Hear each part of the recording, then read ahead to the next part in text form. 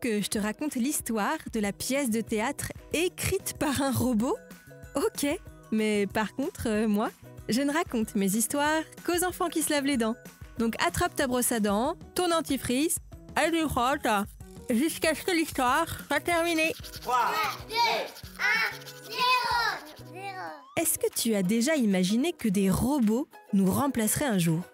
Par exemple, un robot cuisinier qui préparait les repas tout seul, qui découperait les légumes, qui ferait sauter les pommes de terre à la poêle, hop hop hop, et qui ferait des pâtisseries trop bonnes à la place de tes parents.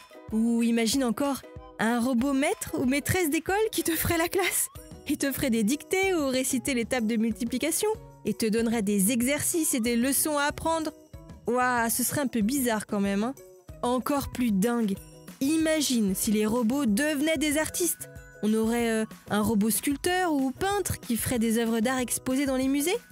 Et imagine si les robots devenaient des écrivains et qu'ils se mettaient à écrire des livres. Eh bien, ce n'est même pas de la science-fiction. Un robot a vraiment écrit une pièce de théâtre qui a vraiment été mise en scène et jouée, mais par de vrais acteurs en chair et en os. La pièce s'appelle « Intelligence artificielle, un robot peut-il écrire une pièce de théâtre ?» et raconte l'histoire d'un robot dont le propriétaire est mort, qui découvre les émotions humaines et la société. Tu veux connaître la suite de cette drôle de pièce de théâtre? D'accord, mais avant, j'ai une devinette pour toi. Est-ce que tu sais ce que signifie l'expression « avoir les dents longues » ? Alors ça ne veut pas du tout dire que tes dents sont tellement longues qu'elles dépassent de ta bouche, comme celles des lions ou des crocodiles. En fait, ça signifie que tu es ambitieux. Parfois, on dit même de certaines personnes qu'elles ont les dents qui rayent le parquet ou arrachent la moquette tellement elles sont ambitieuses. Pour en revenir à la pièce écrite par un robot, bon, en fait, elle n'est pas terrible, hein. Ce serait même catastrophique selon certains critiques. Dans le texte, il y a plein de gros mots, berk, c'est pas vraiment de la poésie, et puis en plus, l'histoire est un peu décousue, pas vraiment logique. Pour écrire la pièce, ce robot s'est inspiré de tout ce qui est publié sur Internet. Et comme il y a plein de bêtises, et ben voilà le résultat. En fait, c'était pour célébrer l'anniversaire du mot « robot » qui a été inventé il y a 100 ans que ce projet de pièce bizarroïde a été lancé. Mais ce n'est pas une franche réussite, hein.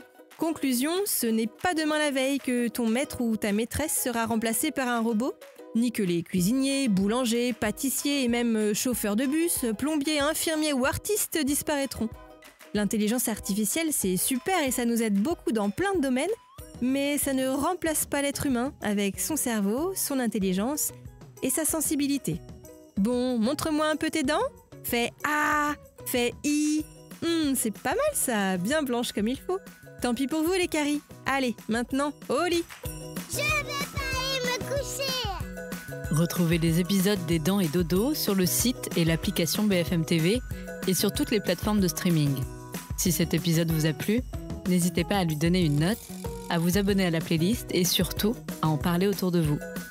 C'est un podcast BFM TV.